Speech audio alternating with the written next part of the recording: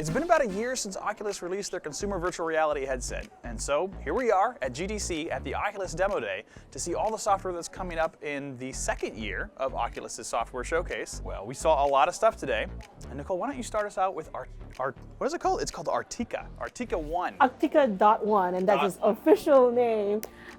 This is sort of a newer version of the one that we saw at Oculus Connect 3 last year. And the big difference here is essentially new content. There's this interesting little bit in this demo where you're putting on a virtual reality headset in virtual reality. So you're putting on a Rift while you're wearing a Rift. And the idea here is that it's a lot easier to go through tutorial mode in VR versus shooting at like inanimate objects, shooting at bottles or like, fake dummies. It's sort of easier to get into the game by shooting at quote-unquote real moving objects. So you're saying that this VR games tutorial is in VR? Yeah, which is weird. In VR? Yeah. A lot of the games we saw at Oculus Connect 3 were like, sort of first-person shooter, teleporty games like that. But here at GDC's demo day, we've seen a lot of other kind of sort of tabletop-y strategy games, including one called Brass Tactics, which is like a real-time strategy game, sort of mixed with chess or yeah, it's like a tabletop style game, but with that real-time strategy thing involved. As you were mentioning, it's kind of like an RTS, but instead of using like hotkeys or your mouse, you're using the Oculus Touch controls to like move the table around, like zoom in on like tower defense. It's a tower defense game, kind of, sort of. It's very much like your classic RTS sort of game in that you have miners that, gather your resources, you have to build certain towers to build different units and attack, but it's really different from RTS in that when you're playing real-time strategy games, the victor is often decided by who can click the buttons the fastest. That's not really an issue here because you're using the Oculus Touch controllers and you have to physically move around. So the game is slower in that you're not action per minute winning, but it's faster in that you're really panicked trying to keep up with the other player. Robo Recall is also back, which was one of the really fun Oculus Connect 3 demos where you're destroying robots that have totally gone rogue. And the game is almost ready for release, though the release date hasn't officially been released or announced yet. But what's new here that was interesting, in addition to having more levels and more robots, is it showed more game mode. The last time we saw it, it was just shooting and destroying robots. Now there's also like a collecting element. There's a pillar of light in one level, and you need to take as many robots as you can and throw them into that pillar to collect them instead of destroy them, which really changes things because all of the enemies trying to kill you kind of can't kill them back.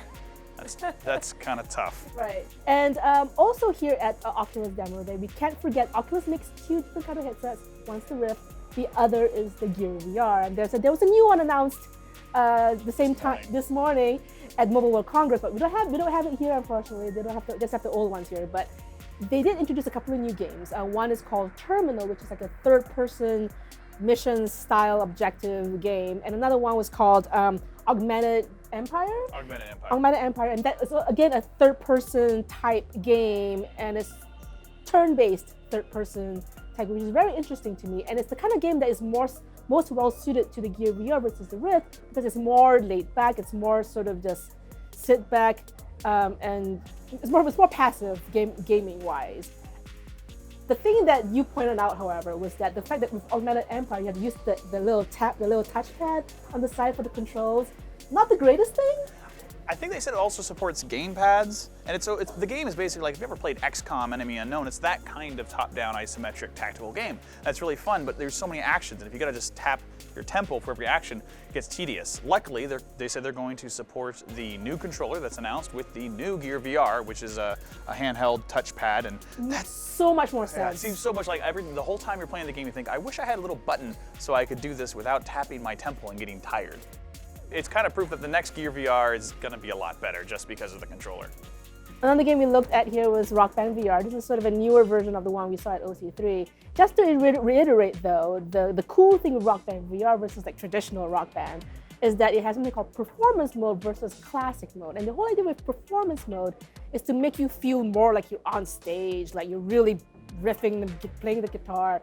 And the way it does that is with something called matching the chords versus having to match like flying notes coming at you.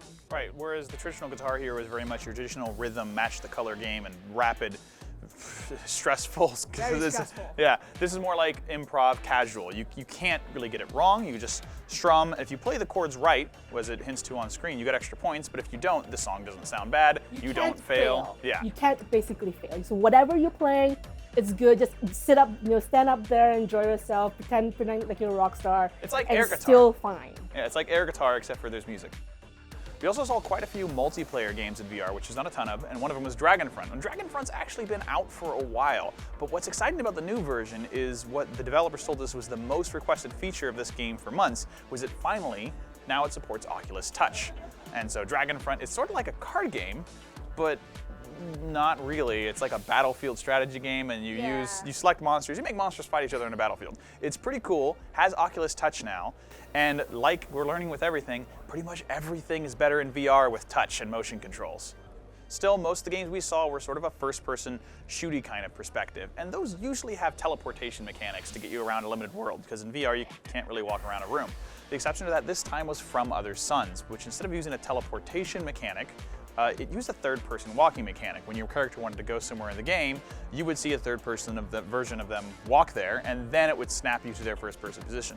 And that's fine. That's a good way to, navigate that limitation. But one of the things I really like about From Other Suns, besides its really cool procedurally generated world, its giant space opera sort of setting, is the fact that it lets you switch between this really simple, like VR simulation, sickness-resistant, safe third-person walking mode to full first-person walking mode, which can make most people really nauseous in VR. But not me, so it was awesome and a much better way to play the game.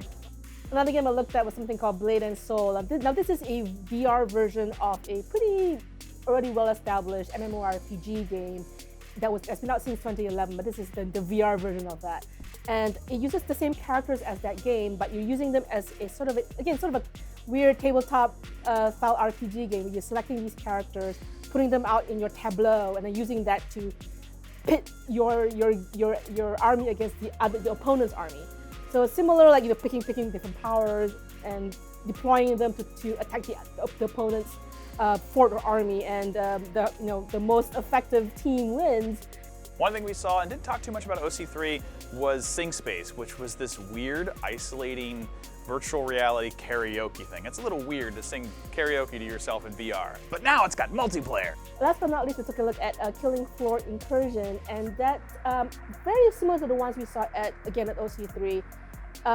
Few new pieces of content here. For one thing, now you can sort of chop the limbs of zombies and use them against them. Why not? Sounds awesome. Chop their food off and throw them at other zombies, sure. And that's Oculus's demo day at GDC 2017. Probably more to come later in the week, but nothing official to announce here.